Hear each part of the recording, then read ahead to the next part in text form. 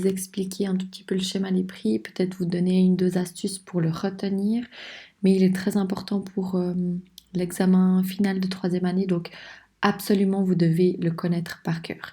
Il n'est pas très compliqué, il faut vraiment que vous trouviez une logique à ce schéma des prix, que vous l'imagiez. C'est pour ça que la feuille que je vous avais donnée, elle est représentée avec des petits dessins, donc essayez de faire des petits dessins si ça vous paraît plus logique comme ça, ou essayez vraiment d'imager, même peut-être en entreprise, pour que vous puissiez vraiment comprendre au mieux ceci. Ce qu'il faut savoir dans le schéma des prix, c'est qu'il y a trois catégories. La première catégorie, c'est tout ce qui concerne le fournisseur, ici en jaune. Donc c'est le prix d'achat. On est commerçant et on va acheter donc nos articles au fournisseur. Donc la première partie du schéma des prix, ce qui est en haut, c'est le fournisseur. Deuxième partie du schéma des prix, c'est tout ce qui se passe en magasin, donc chez le commerçant, la partie en rose ici. Et la troisième partie, c'est tout ce qui se passe chez le client. Donc c'est le prix de vente pour le client, à combien est-ce que l'on va proposer notre article en magasin.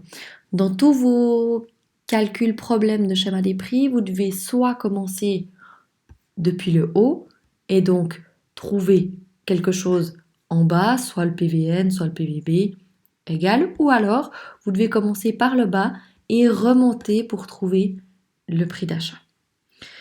Ce qu'il faut faire attention, c'est bien lire l'énoncé afin de savoir est-ce qu'on me donne le prix d'achat chez le fournisseur ou est-ce qu'on me donne le prix de vente en magasin.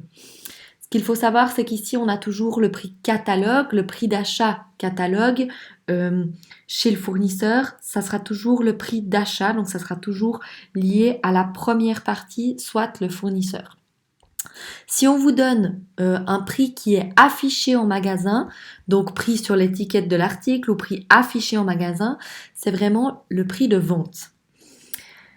Ensuite, ce qu'il faut faire attention, quand vous descendez, vous respectez tout simplement les petits signes que vous avez juste devant. C'est important de toujours mettre les signes quand vous faites votre schéma des prix, comme ça vous vous perdez peut-être un petit peu moins. Et si vous remontez, tout simplement il faut faire l'inverse. Ça veut dire que si vous avez le PVB et le rabais, vous faites PVB moins rabais pour trouver le PVC. Je donne souvent l'exemple de 1, je vous mets peut-être juste ici à côté. Je vous donne l'exemple de 1 plus 2 égale 3.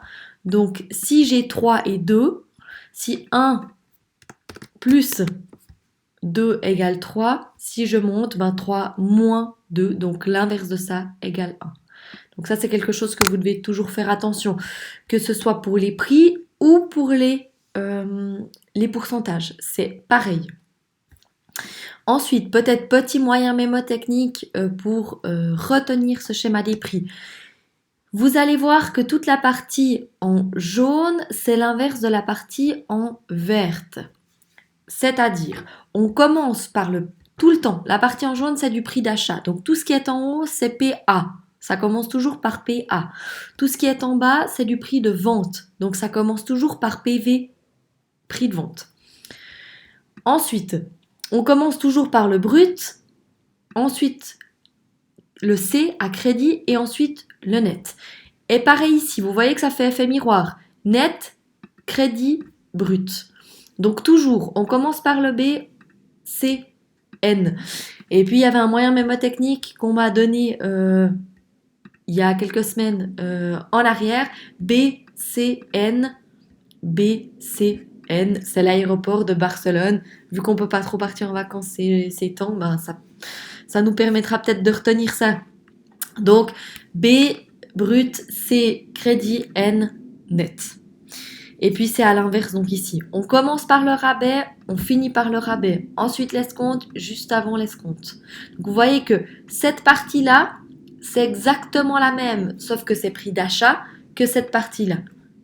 Et là, c'est le prix de vente. Ensuite, on ajoute les frais d'achat. On arrive au PRA, prix de revient d'achat, avant le PR, prix de revient, vu que l'achat se fait avant le prix de revient. Donc les frais d'achat, c'est tout ce qui concerne transport, emballage, douane, assurance et tout. tous les frais liés vraiment à l'achat de la marchandise. Et ensuite, la partie en rose, c'est peut-être des fois ce qui vous pose le plus problème, c'est tout ce qui se passe en magasin. Donc, il faut juste réfléchir à qu'est-ce que je dois ajouter quand je suis dans mon magasin. Tout simplement, les frais généraux, c'est quoi? C'est l'électricité, je sais pas, le stockage, les salaires de mes employés, le chauffage, etc., etc. Et ensuite, bien entendu, le bénéfice net, qu'est-ce que j'ai envie de me mettre dans ma poche? Donc, qu'est-ce que je vais garder pour moi, pour mon entreprise? Donc, le schéma long, c'est celui-ci. Si on prend le schéma raccourci, il faut juste remplacer ça, donc la partie en rose ici, par le bénéfice brut. Donc, on passerait du PRA, ça ferait PRA plus bénéfice brut, hop, plus bénéfice brut égale PVN. Donc, il faut juste remplacer tout ça, par le bénéfice brut. Donc, PRA, donc ça c'est vraiment si dans la consigne on vous parle du bénéfice brut, vous faites le schéma raccourci. Par contre, si on vous parle de bénéfice net ou de frais généraux, même si on vous parle de bénéfice brut, s'il y a frais généraux ou bénéfice net dans la consigne, vous passez par le schéma long. Toujours, toujours, toujours. Donc, c'est pas un nouveau schéma à apprendre, c'est juste que c'est la version simplifiée, c'est ce qui se fait très souvent en magasin. Et ensuite, on passe au prix de vente, donc le prix que l'on va facturer au client. Quand on vous parle d'un escompte ou d'un rabais, faites attention, est-ce que c'est un escompte ou un rabais qu'on va accorder au client ou c'est un escompte ou un rabais qui nous est accordé par le fournisseur? Ça, c'est quelque chose d'important, une information importante que vous devez lire dans la consigne. Est-ce que c'est rabais ou escompte fournisseur ou est-ce que c'est rabais ou escompte client? Et ça déterminera est-ce que je le mets en haut ou est-ce que je le mets en bas. Chose encore importante, quand vous avez dans la consigne, le BN équivaut à 20% du PVN. Ça veut dire que BN 20% du PVN 100%. Et je dois toujours mettre 3 pourcentages à la suite. Donc 3 pourcentages, un en dessus et un en dessous de ce que l'on me dit dans la consigne. Donc là, on parlait du BN. Donc je mets le 100% au PVN parce qu'on m'a dit du PVN. Et donc le PR, si ça plus ça égale ça, donc mon PR, 80%. Si on ne me dit pas sur quoi est calculé mon escompte ou mon rabais, c'est toujours que pour l'escompte ou rabais client ou l'escompte ou rabais fournisseur. Si on ne me dit pas, et souvent on ne me dit pas, le rabais et l'escompte chez le fournisseur, le 100% sera toujours celui d'en haut. Donc le 100% sera là. Si par exemple j'ai un rabais de 10%, le 100% sera toujours celui d'en haut. Donc ici, 90%. Pareil pour l'escompte. Si on ne me dit pas, l'escompte, par exemple, j'ai un escompte de, 5%.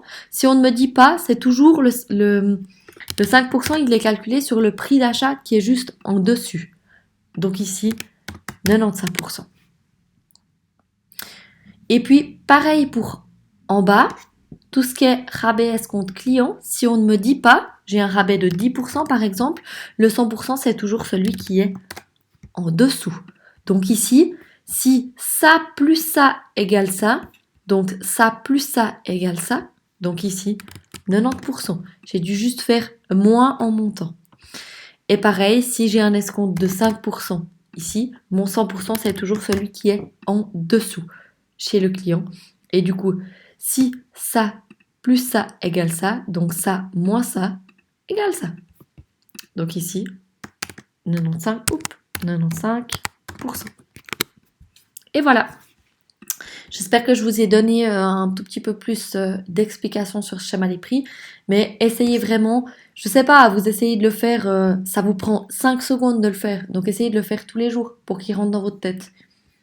Voilà, c'est vraiment avec la répétition qui va venir. Mais ce n'est vraiment pas sorcier de l'apprendre. Essayez vraiment de le faire, prendre 3 minutes chaque jour pour essayer de le faire ou tous les 2 jours. Et puis vous verrez qu'il va rentrer facilement.